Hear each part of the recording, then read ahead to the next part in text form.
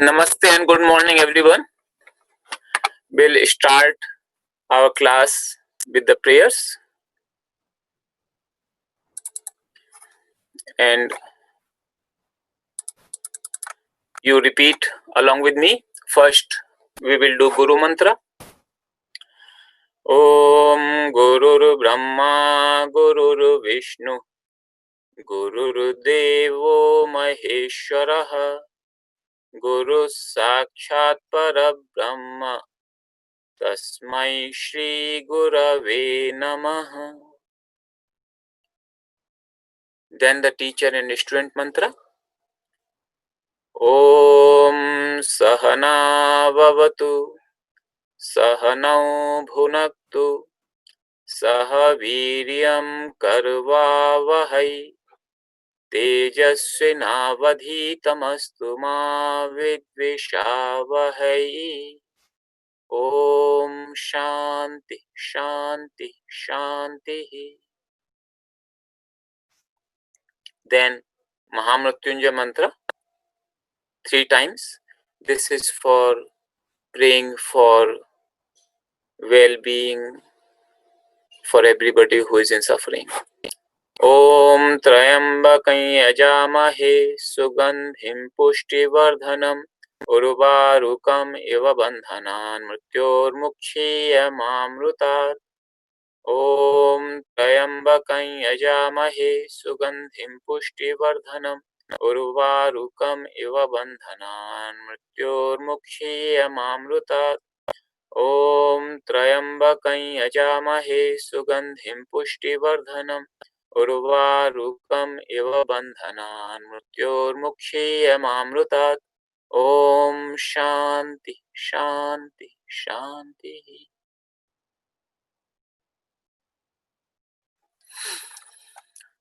Welcome everyone. So I found a lot of interest in the class, and many of you actually sent the solutions to exercises. Many of you didn't.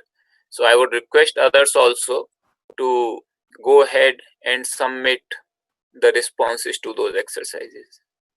I wish I could have responded to each and every email, but I looked at a few of them, and Brahmachari Ben Baba, who is here with me in the ashram, he actually looked pretty much every one of them.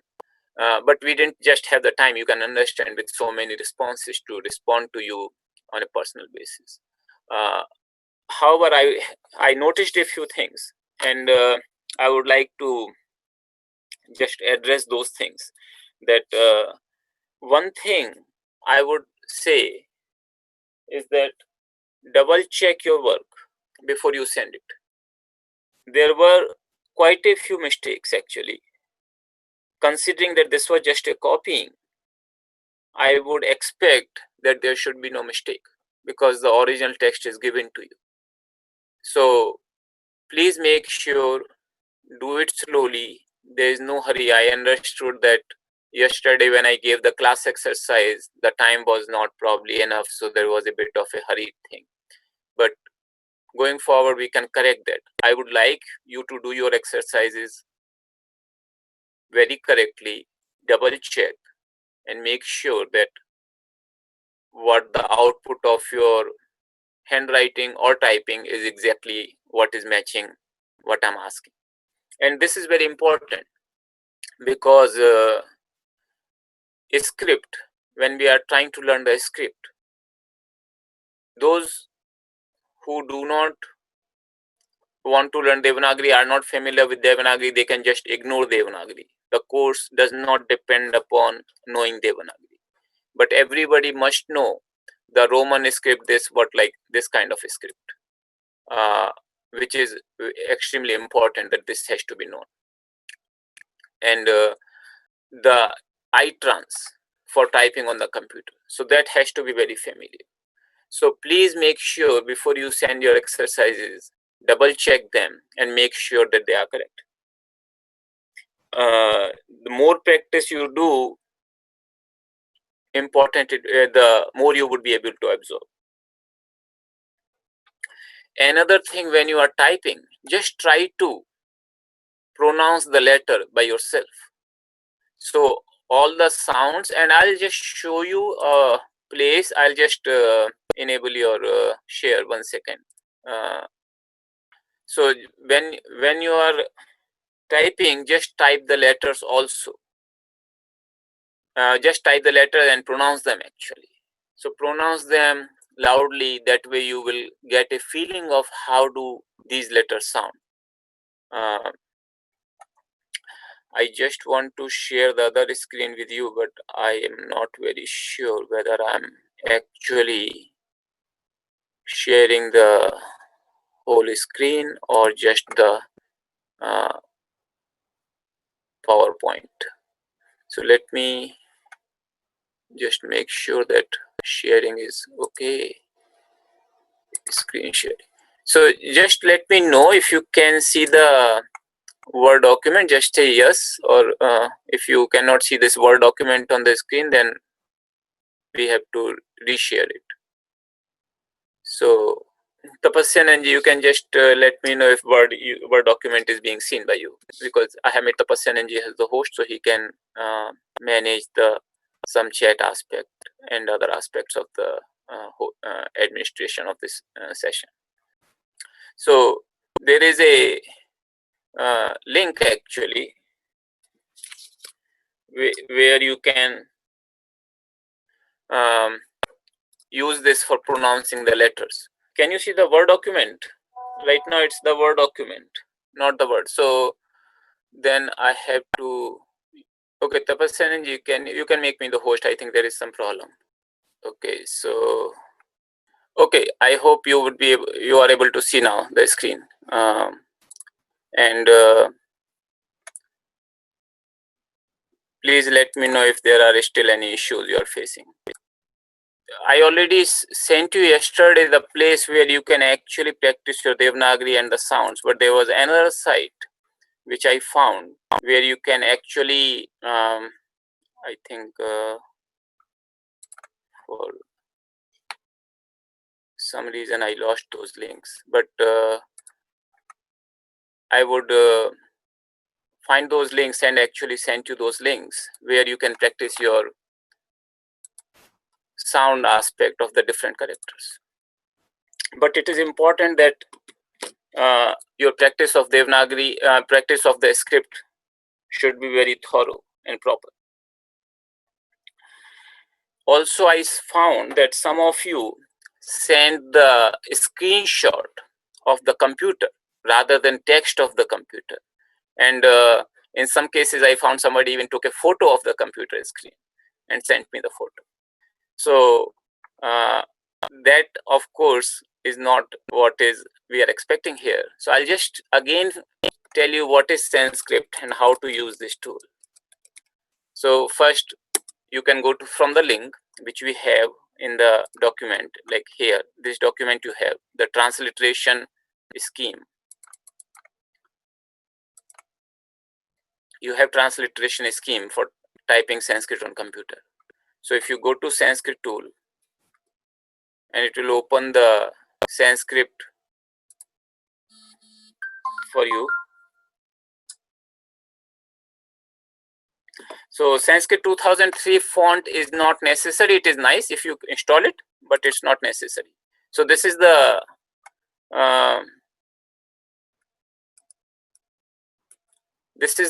screen for Sanskrit.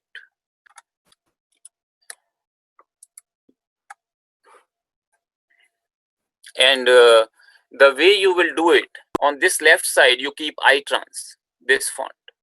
Right side, you use Devanagari or IAST. So depending upon which script do you want to see in the output.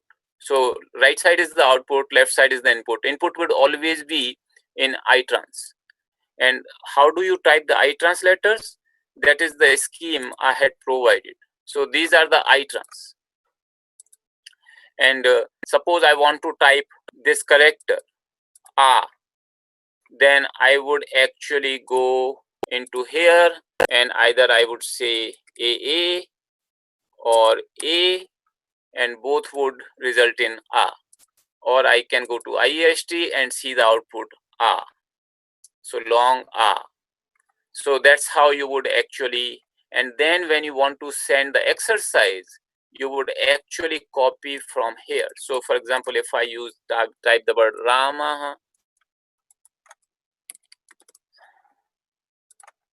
Ramaha, so you just select it, copy it, and then you can paste it in the Word or directly in the email client. So Ramaha, like this, I'll just increase. So Ramaha. So like that, you can actually send me your output. So do not take the screenshot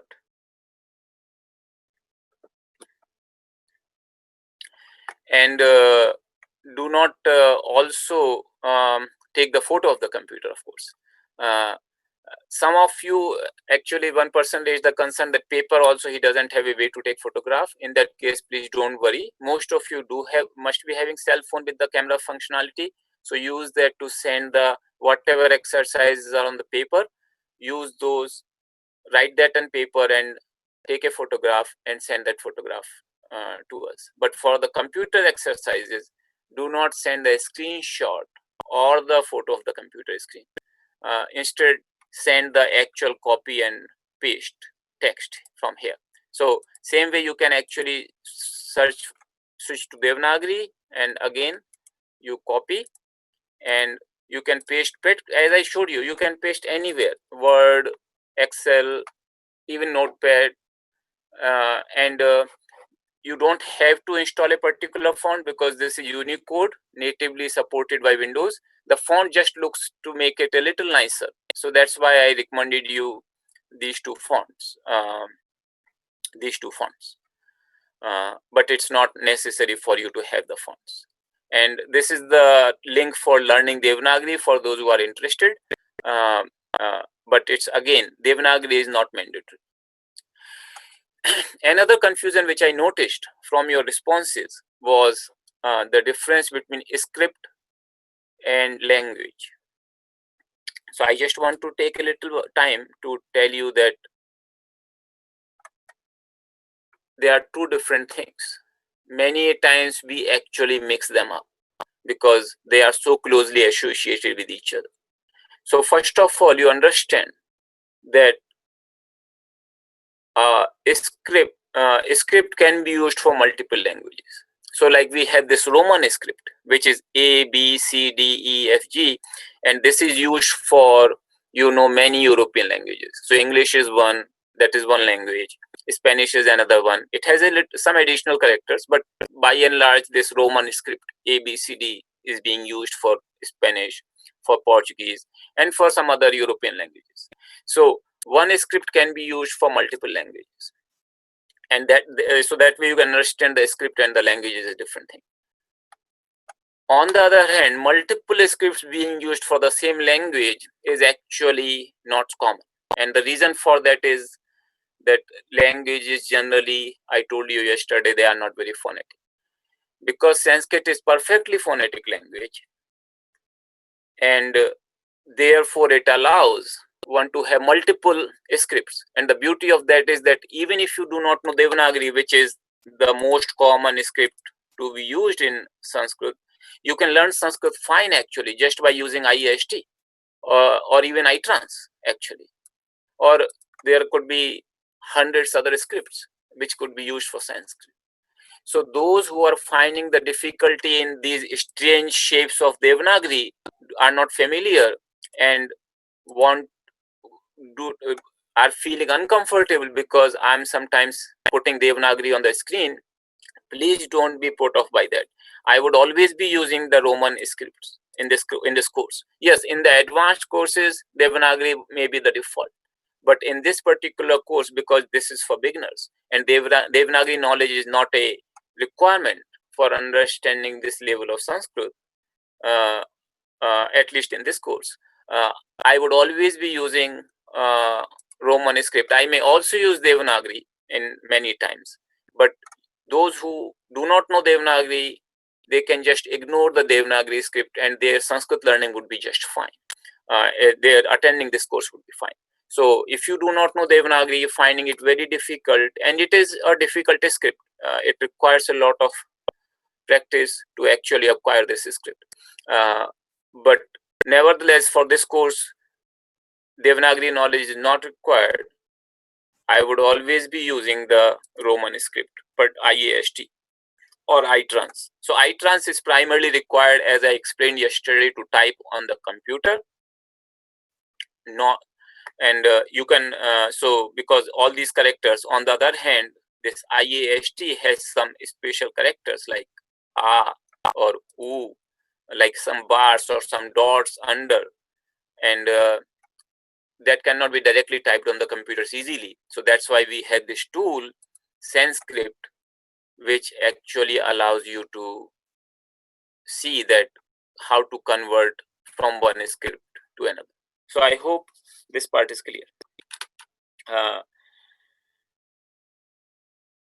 Regarding the script, because I told you that it requires a practice and make sure you check your work properly. I would actually even also like those who want to practice a little bit more, they can send the email if they want to volunteer, and I can send some more exercises for them, which will also help me in teaching material. So if you know Devanagari and you want to do it on the computer, you're comfortable doing on the computer, and you want to volunteer for doing a little bit more practice, which will also help the course, please let me know. Send us an email on learnsanskrit@kiria.org, and it would be helpful for both you as well as for all the other participants, because it will help in course preparation a little bit. Coming back to the script, so just again I want to go over the sounds, and the way I want to go over the sounds is a little different today. So the difference is this: in Sanskrit, the first letter is A. In Roman script, we are writing it as A, and this is the sometimes can be very confusing for people, because when you are writing Rama, you say A, but it's actually A. So whenever in Sanskrit you are writing this script, be careful to actually pronounce the Sanskrit sound, not the English sound.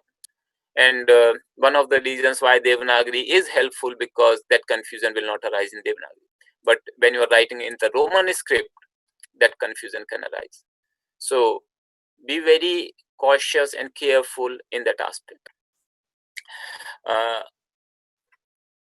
I want to actually also tell you that the way these sounds are pronounced. So we say A, E, but also if I'm referring to the sound of A. So for example, if I say that this letter ends in A sometimes, or Ka. So Ka, because you see the way Ka is pronounced is the sound of Ka and A, because it's a consonant, cannot be independently pronounced. It is always pronounced with a vowel. So that's why we put A in the end. So Ka sound is actually composite of two sounds, Ka and A. The way we actually resolve this difficulty in Sanskrit to say these sounds, we say Kakara and Akara. So this sound, so I'll just use the whiteboard, and I know some of you mentioned yesterday that my handwriting is not good in Devanagari and also in English. I accept that it's not so good right now, because I don't have a lot of practice. Two, I'm going to order a digital tablet, so hopefully that would have its own screen and would be a little better. So so it's like we say Akara, and in this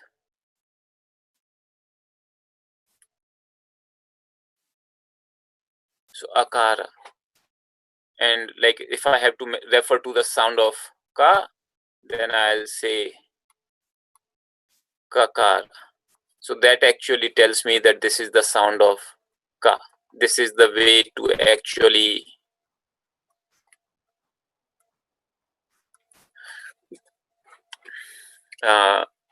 split the sounds in Sanskrit. So if I have to use the word Rama,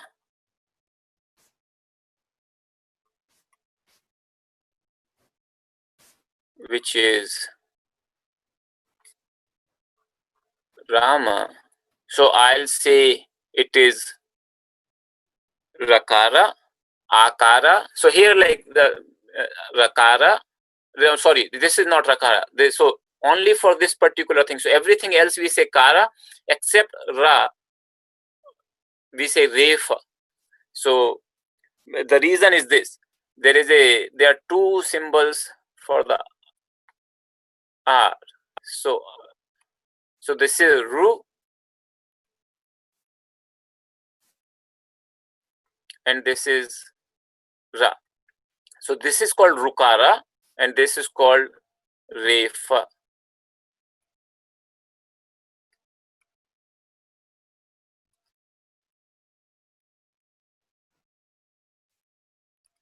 Refa. So this sound is called Rukara.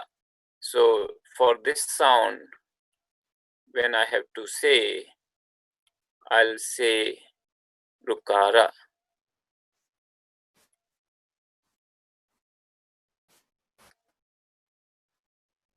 Okay, so Rukara and Refa. So only for this sound, Ra, I would use Refa, not Rakara. So for Rama, if I have to say how is it written, you'll say Refa, Akara, Makara, Akara, like this. Okay, so we will pronounce our sounds today. So it will also be a practice, but we will pronounce these sounds saying like this. So I would chant it, I would say it loud, and you repeat after me. Okay, Akara, Akara, Ikara, Ikara, Ukara, Ukara, Ekara, Aikara, Okara, Aukara, Rukara, Rukara, Rukara, Rukara.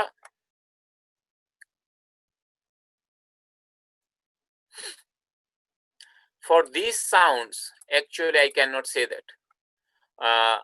This is a special sound called Visarga, and this is called Anuswara. So I'll just write those words here. So M dot. So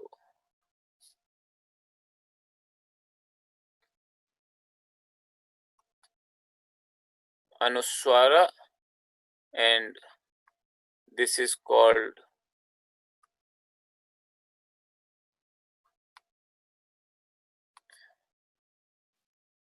Visarga.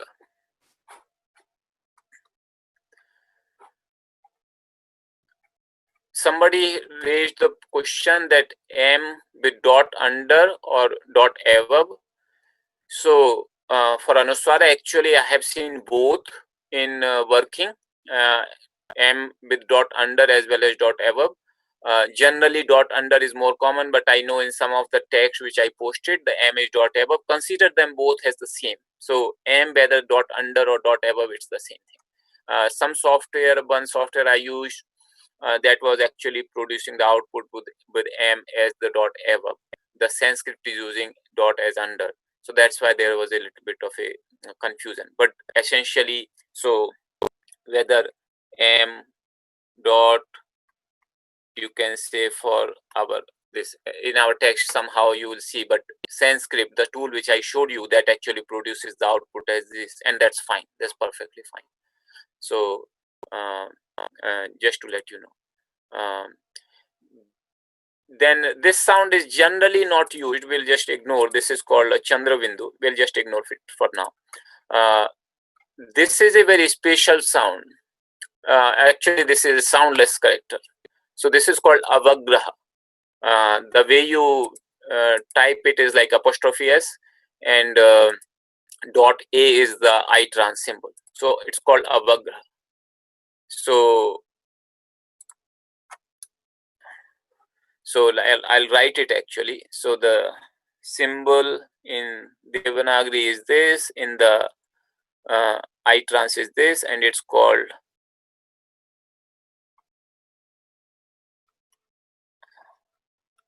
avagraha.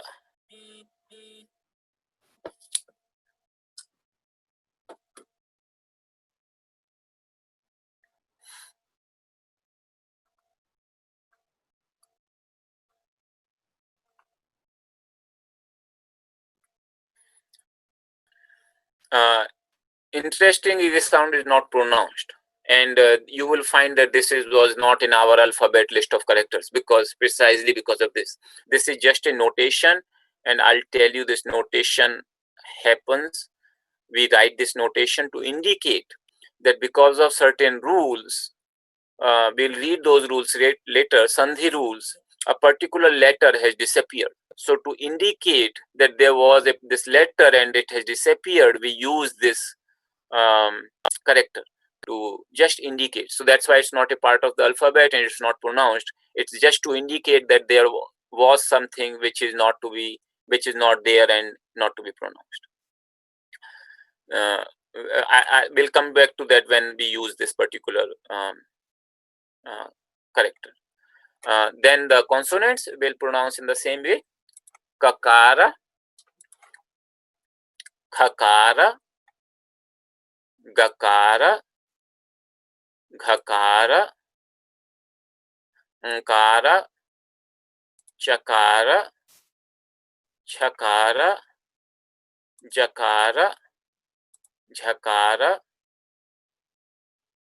nkara, takara, thakara, dakara, dhakara, nakara, takara, thakara, dakara, dhakara, nakara, pakara, thakara, bakara, bhakara, makara, yakara, then not rakara, refa, refa, lakara, vakara, shakara, shakara, sakara, hakara. So hopefully today you got a little bit more of this practice. As I told you, I'll share with you the link where you can actually listen to all individual sounds and get a little bit more familiarity with these sounds.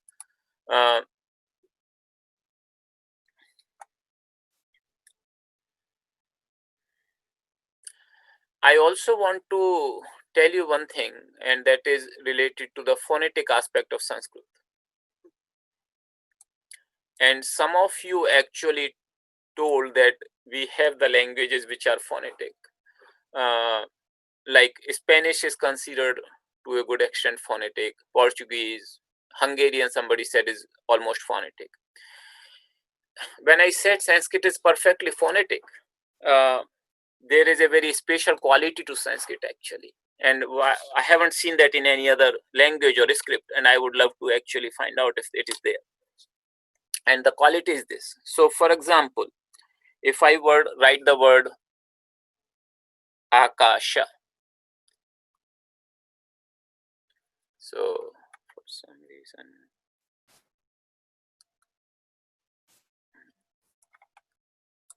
okay, so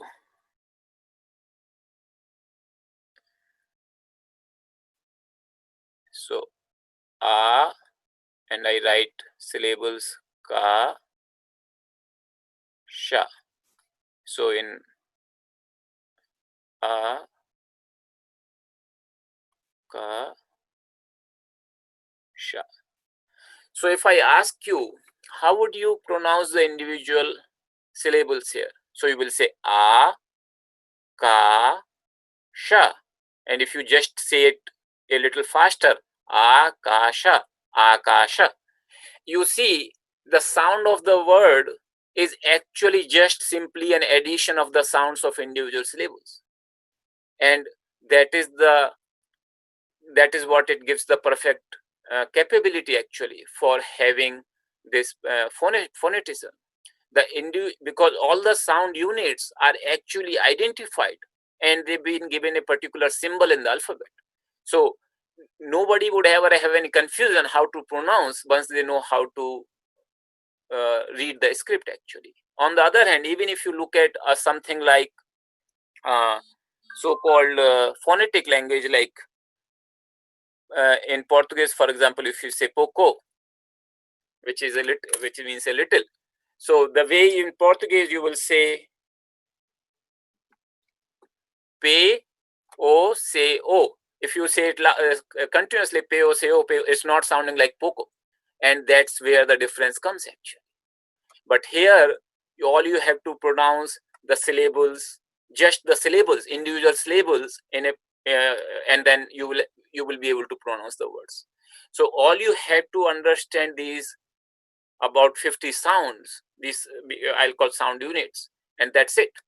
So this part I have not seen in any other language which actually has defined the script in such a beautiful manner that every sound unit is actually mapped to a particular alphabet, and therefore there could be no confusion.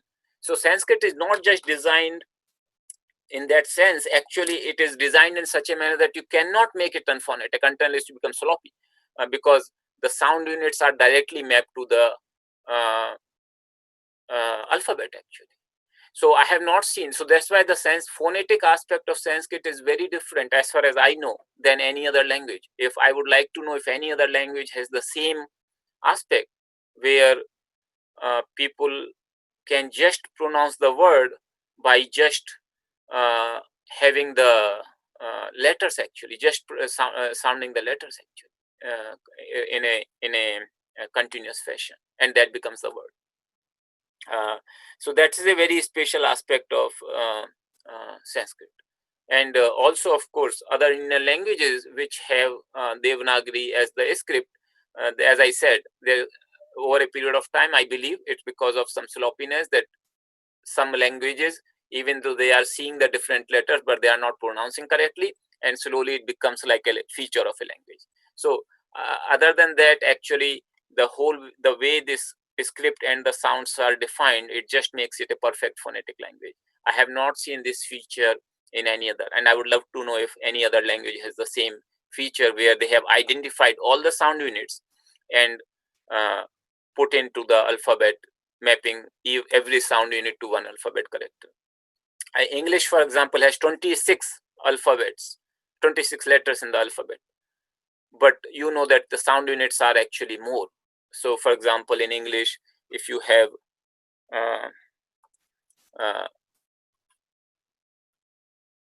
sha, this sound unit is simply not represented by one character, or even this character does not always give rise to this sound, or this sound is always not represented by even two characters actually. So that's why Sanskrit has this special aspect of phoneticism.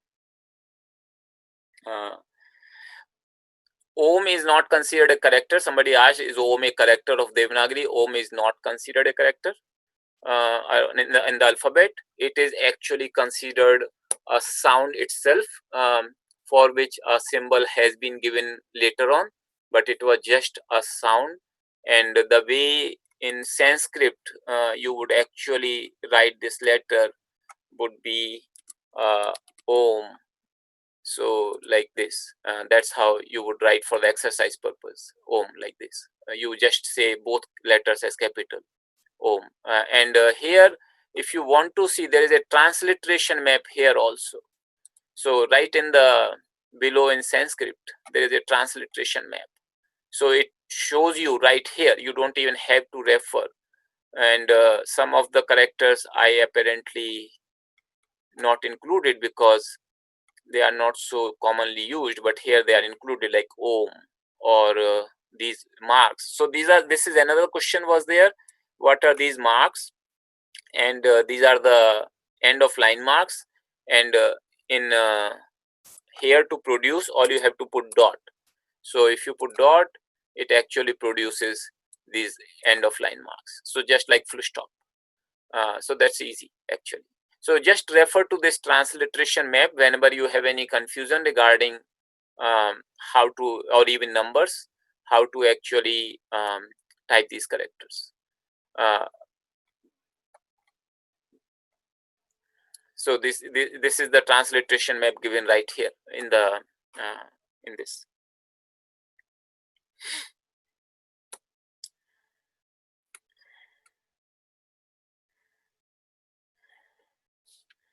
So this was pretty much, I was actually telling you about what we did yesterday.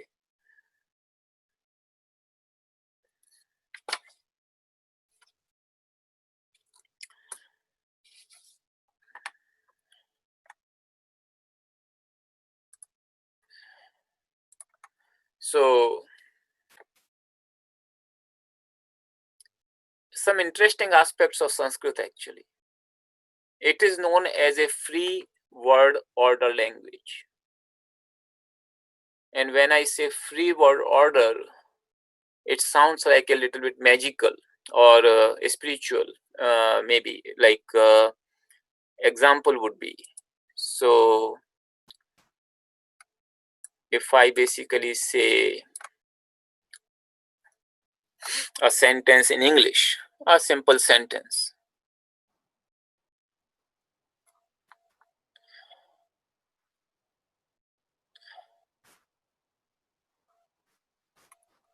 Robin goes to school. This sentence has 4 words, and you potentially cannot switch different words, the order of the words, and yet have the meaningful sentence. It just won't work. But in Sanskrit, if I have to write, and I'll just use the word. So I'm first writing just Devanagari. So if I have to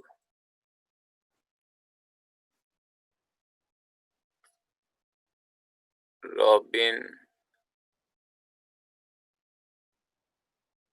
sorry, not Graham, but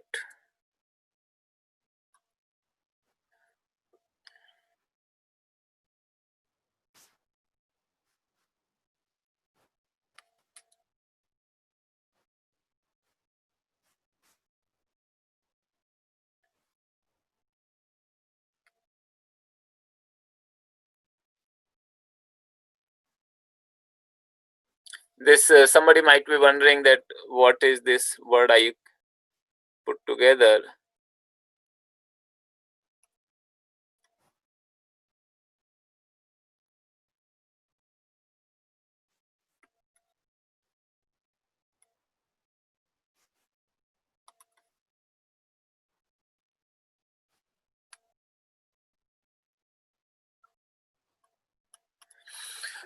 So Sanskrit has a bit of a we'll discuss that how these words come, but this would be the word in Sanskrit actually, the sentence in Sanskrit. three words actually. The same thing. Robin goes to school. These 3 words can be arranged mathematically in factorial 3 ways. That means 6 ways. And you could write in any ways, and it would actually still have the same meaning. The meaning of the sentence is not disturbed. And that's why it's called free word order language. Like you could say, Gachati Robin Vidyalayam. Vidyalayam Robin Gachati. Vidyalayam Gachati Robin. In either way, like all these all these 3 words, you can put it in any whichever way order, and the meaning will not change.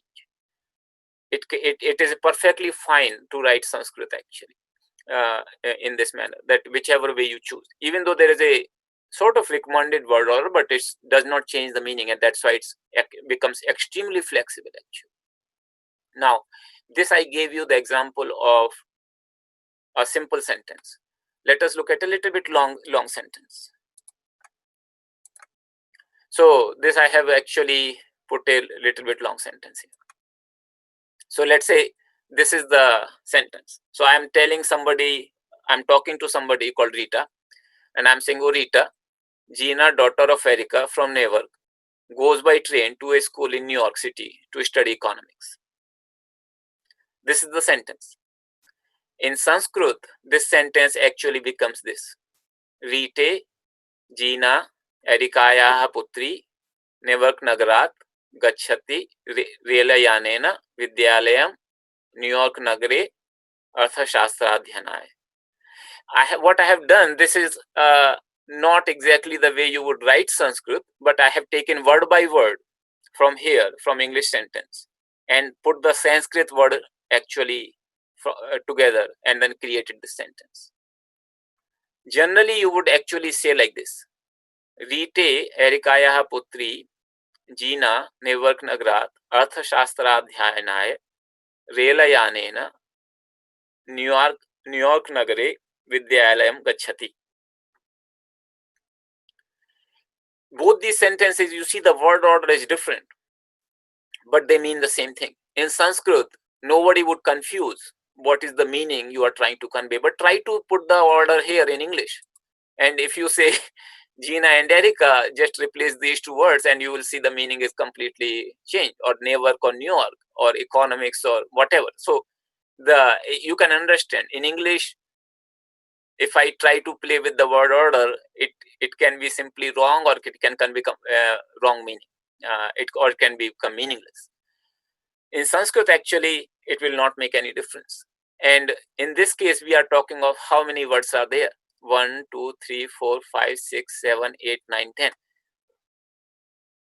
Those who you know the mathematics, you can probably figure out. You can say that how many combinations would it allow to actually have the 10 words in whichever order. So if I open the calculator, and I'll show you. So for example, if I say 10, and that would be 10 factorial,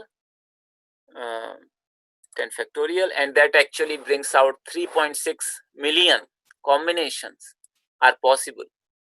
So I can write this Sanskrit sentence in 3.6 million ways, and yet it would mean the same thing. That is just amazing. It's just mind-boggling that how is it possible? How is it possible in Sanskrit that you could actually write a same sentence in so many different ways, and yet not actually distort the meaning or make it meaningless?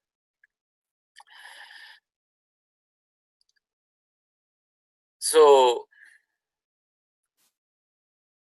this is not a magic. This is also not related to any spiritual aspect of Sanskrit. This has actually a very scientific aspect, and I'll explain to you how is it possible that we can actually have a free word order in Sanskrit. And I'll explain to you here. So if I take the same English sentence now and divide it into units. Orite, 1 unit.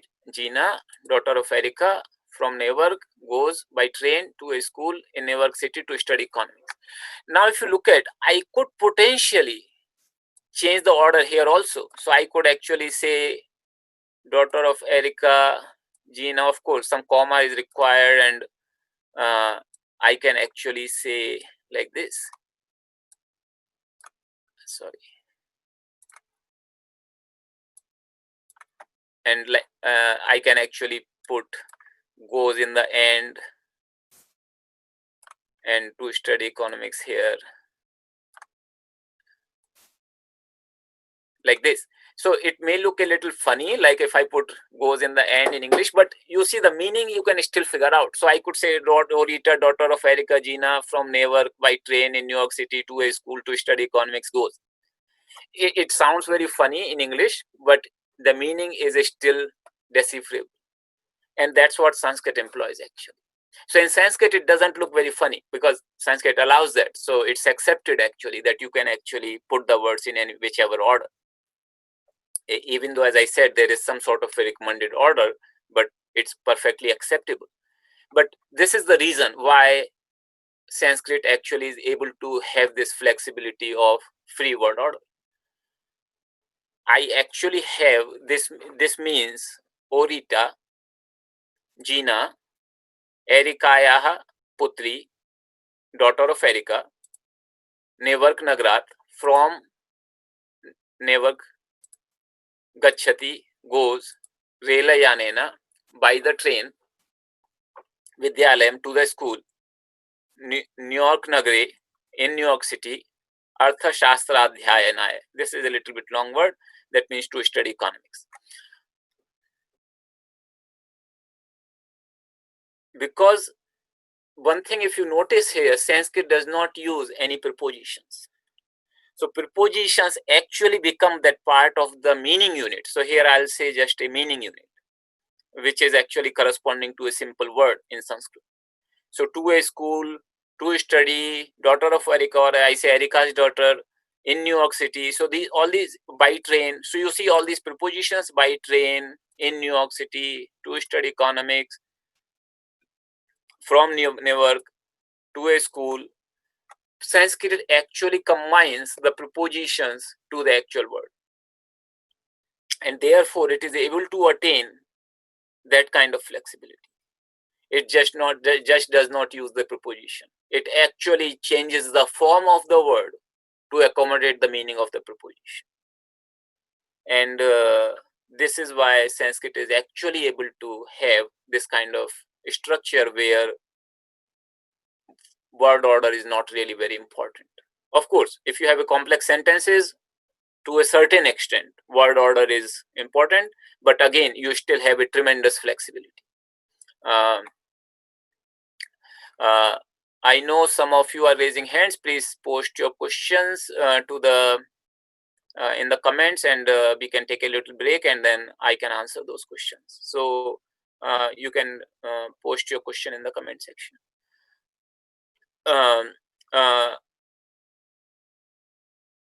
What this does actually, now look at, just imagine what this does.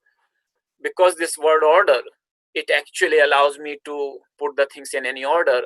I have so much flexibility in expressing an idea in whichever way, and that's why the poetry becomes such an amazing aspect in Sanskrit. For poets, it's like a free field. Actually, they have a field day when writing in Sanskrit, because you can just write sentence whichever way you want, and that's why everything is written in poetry in Sanskrit. So if you look at all the literature in India, I would say 99% has been written in poetry, and not just the spiritual text we are talking about, like Ramayana, Mahabharata. We are talking of even the mathematics, even the physics, sciences, economics, how to behave, the moral code. All these things are written in poetry in Sanskrit. It's just because it makes it so flexible actually. And poetry writing in Sanskrit is not trivial because it follows a number of rules. And despite following all those number of rules, it, like, you cannot have like a free verse in Sanskrit poetry. I mean, I don't know even in English how is it counted as a poetry, but in Sanskrit you cannot just make up your own thing and say this is poetry. You have to follow certain rules in order to write poems in Sanskrit. So, but because of this structure, because the free word order is so free. Actually, Sanskrit poetry is very, very flexible, and you will find, so Mahabharata, which is considered the largest poem ever written, it has 100,000 verses. Just think of it, 100,000 verses, one text, one book, one poem, and it's all, practically all, I mean, there may be some portions here and there which are not in poem, but the whole thing is poetry. Like Bhagavad Gita, which you read, that's why you can chant, because it's written in poetry. So this, I just wanted to explain to you that how Sanskrit allows the free word order. It's not a magic. It's just the way the language is structured, actually, that way. On the other hand, because these word units combine the meaning of the preposition, many people find it difficult to see so many different forms of the word. And if you understand it correctly, it's not terrifying, but if you do not understand, then it can be terrifying. So we will see in our future classes that how these word forms are generated. Okay. Then I'll just take like a 5-minute break. In the meantime, if you can just copy the alphabet in your own paper, like 10 minutes. So for example, that will give you a little bit like this document, which was already posted on the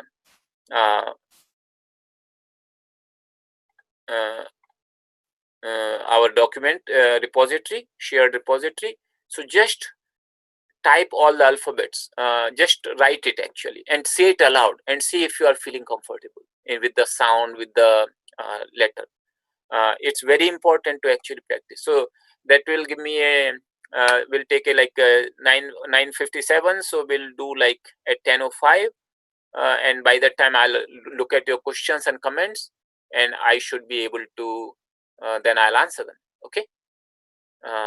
So I'll mute myself and also stop my video.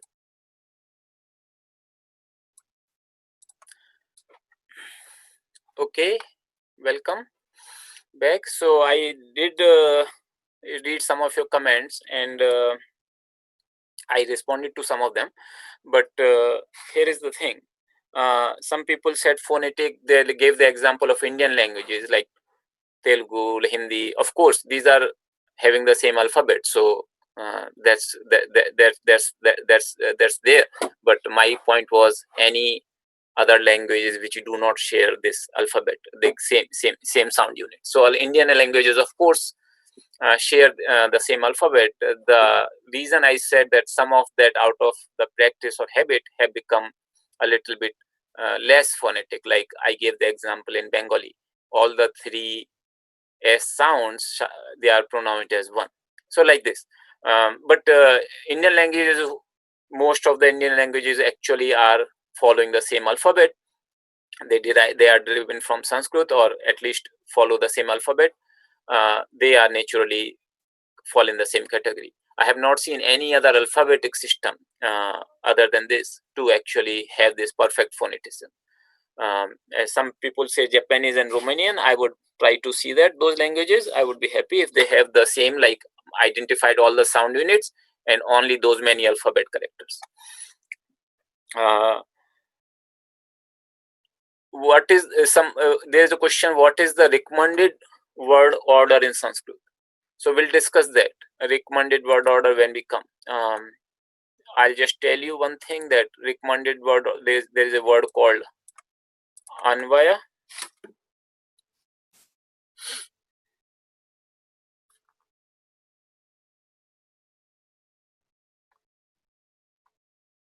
So in Sanskrit, many of you might be familiar this word called Anvaya. And Anvaya basically means when I try to read a verse, say for example Bhagavad Gita, because it's written in the poetry form, and the word order could be anything. In order to make sense of the meaning of the verse, I actually put it in a recommended word order or text, so as if I'm writing in a text rather than as a poem, and that's what is called Anvaya.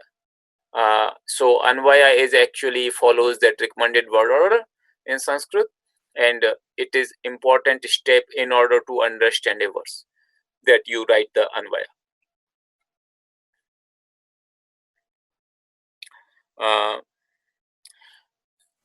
I already explained the m dot and m dot under, but there was still a question that m, how is it sound? It is like, it's not an independent sound. It is always followed by a it's actually, it always follows a vowel. So for example, if it follows the vowel ah, we'll say like this.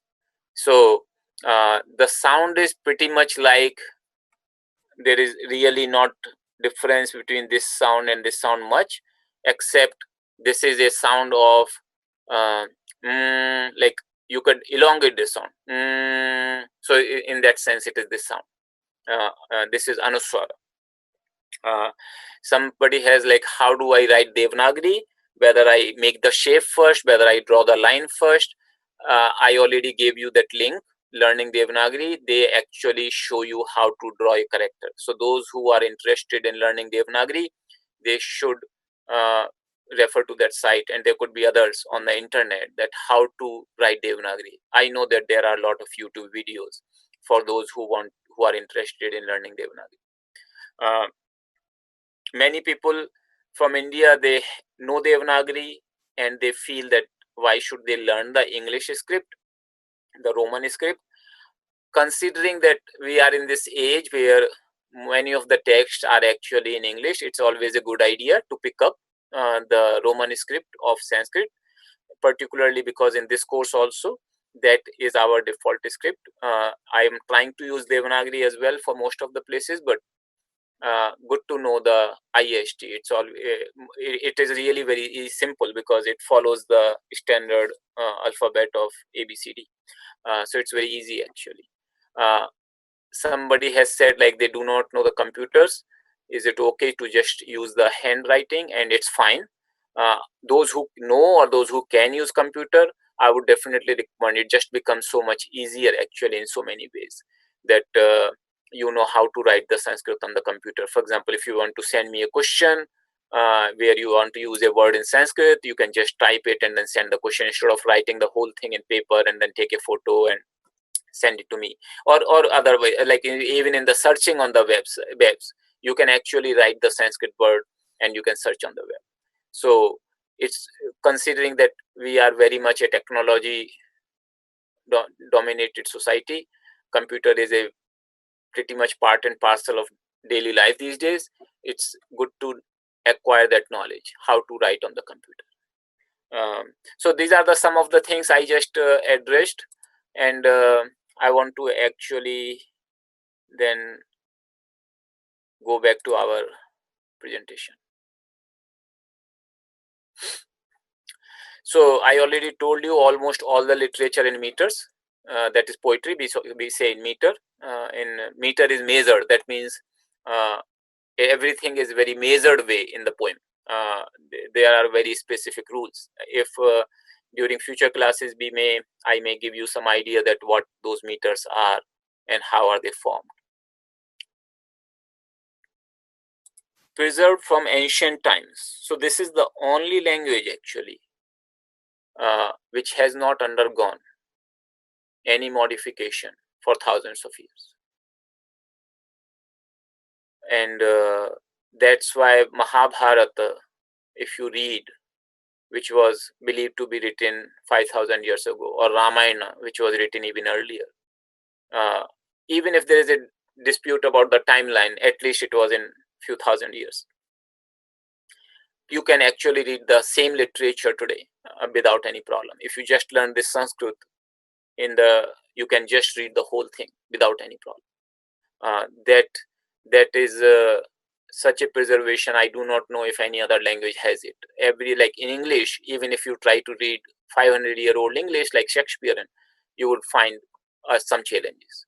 You may be able to understand it, it definitely looks very different than what we use today.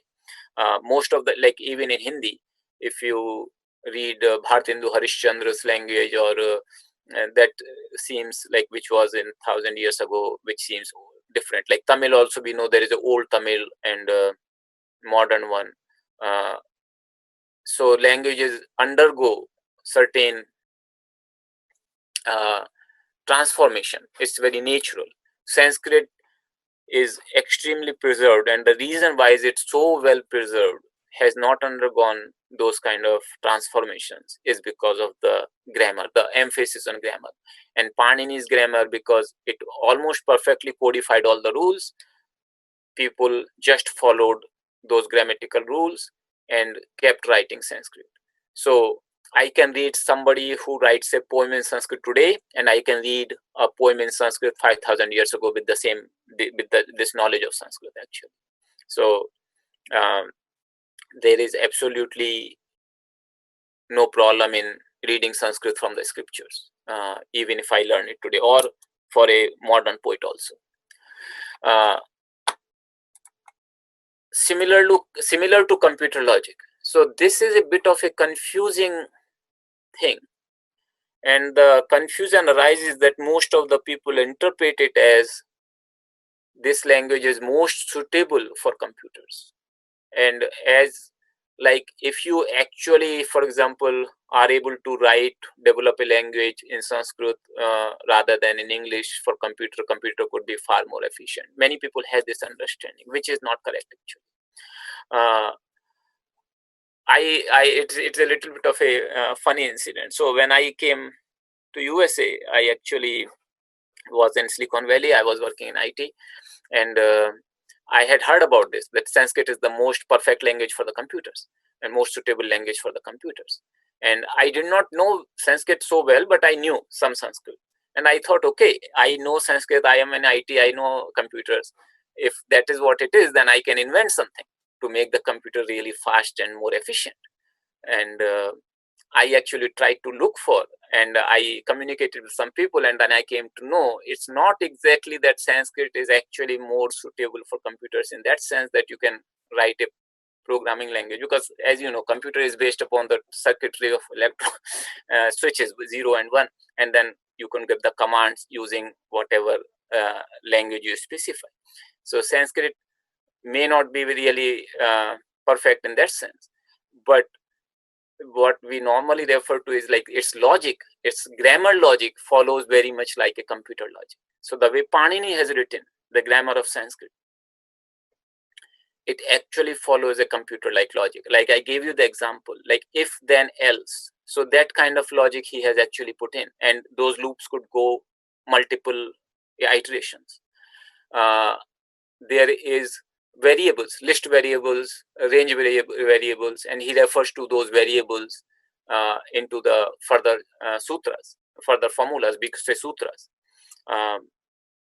So if you look at in that sense, Panini has used so many aspects of computer logic while writing his grammar. And that's why many people consider that Panini should be considered the father of computer science in the world. Because that grammatical structure is so computer-like, so logical. It's just amazing to think that this was written thousands of years ago, at least 2,500 years, and between 2,500 and 5,000 years sometime. Just to think that somebody could write that kind of thing, that too in a language. And we talk about that most of the world, except India, nobody even knew about zero at that time actually. So to have that kind of logic incorporated to define the grammar, it is just mind-boggling. To me, if I read Panini, just to see that how somebody could come up with this kind of a structure is just amazing. So in that sense, Sanskrit is actually more computer-like. Of course, another aspect which could be useful in computer is that, which is not practical probably these days, is, I told you, it's a perfectly phonetic language. So like in a speech to text, if a computer could be designed, and people, before computers could be designed, people have to learn how to speak Sanskrit very properly, not an easy task. In that case, the speech to text applications they can be designed very almost to the 100% accuracy. In that sense, it could be used. But it's not like there is an underlying something that you can write in Sanskrit and make the computer more efficient. Sanskrit does not have an all words dictionary. What does it mean? Like, how can you have, what is the meaning of a dictionary if it does not define all the words? And why is it so? So one thing I bring your attention to here, and if you look at here, I told you that Sanskrit actually incorporates the and the prepositions into the word itself.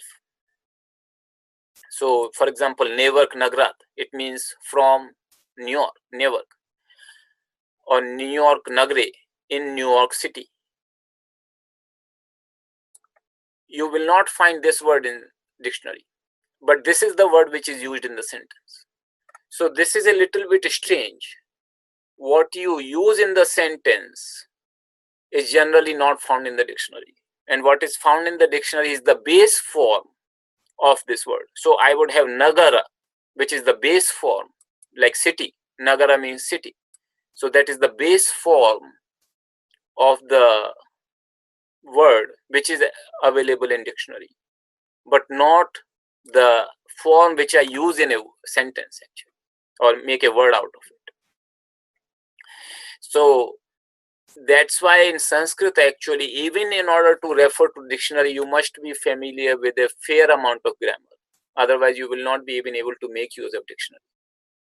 So it's a, and because of that, Sanskrit, you will see that there could be so many forms. I mean, it's just not possible to actually put all those forms in a dictionary. So that's why we do not have, like, you cannot just go to Bhagavad Gita, for example, read a word, try to look for it in a dictionary, won't work. You have to understand a little bit of grammar, that what is the base word for the word which appears in Gita, and then look at that word in dictionary, and then you can understand the meaning. So this is one of the reasons this course will actually help you to understand the basic aspects of grammar. So to a certain extent, you would be familiar to see that whether I can actually refer, how can I refer to the dictionary. So just to understand this part, that we can't have actually a dictionary here, which is all encompassing. Another aspect of Sanskrit which is actually very amazing, and there is something called Dhatu Kosha.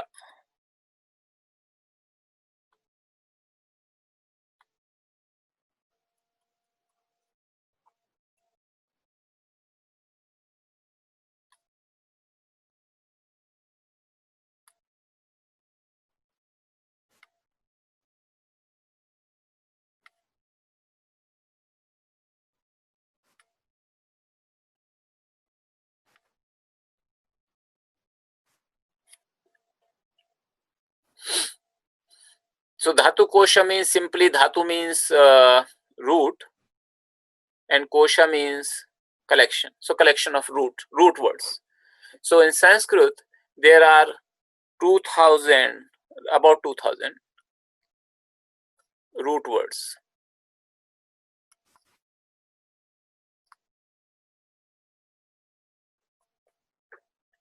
And all the Sanskrit words, like whatever you see, millions and millions of words in different forms, they all are derived from these root words. I mean, that is just such an amazing aspect, that everything, there are very, very specific rules, and that's what actually Panini's work does. It actually has all those rules, apply those rules onto these root words, and then generate those word forms. This is just such an amazing thing, and those rules, as I told you, they are very computer-like rules. Like, you can actually define the operations onto those roots, and generate the word form. So for example, I showed you this this sentence. This sentence has these many words, and all these words are actually can be driven from those root words actually. So there are very specific rules. I mean, I'm not talking of the specific like New York and never, because these are the proper names. But otherwise, all the words can be derived from those root words. Those root words are generally very simple, like very short. So one of the root word, for example, is, I'm just using this symbol for specifying root, to say that this is a root word, but otherwise it doesn't have to be. So gum. Those people who are wondering what this sign is, this is called halanta. So whenever there is a word which is ending in a consonant, not in a vowel, to indicate that it doesn't have any consonant, you actually just put a word horizontal line to the letter which says gum. So not gamma. Otherwise, if I didn't have this, I would be pronouncing it as gamma. It's gum. So it's ending in ma sound, makara sound. So here I would say makara. It's ending in makara. So gum, and it means to go. Very, very common root. It is used very commonly. Gum means to go. Like there are only 2000 root words. That's all. And out of which again there is sort of an 80-20 rule. That means 20% of the root words actually form about 80% of the Sanskrit words. So most of the times you would be able to see the words related to those root words. So there are not so many actually.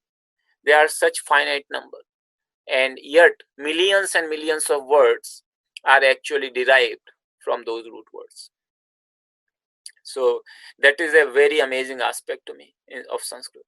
This Dhatu Kosha, just collection of all the root words. This is these are all monosyllable or maybe two syllables roots. Most of them are monosyllabic. So I'll just give you one more example, which is also very, very common. So that is kru, and it means to do. All these root words, they have the meaning of verbs like to do, to go. So all these root words are basically verbal words, like they are verbs actually in Sanskrit. These are called the basic verbs.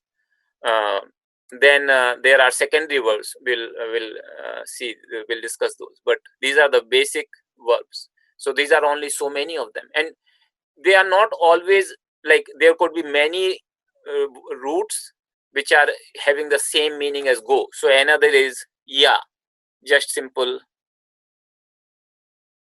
yeah,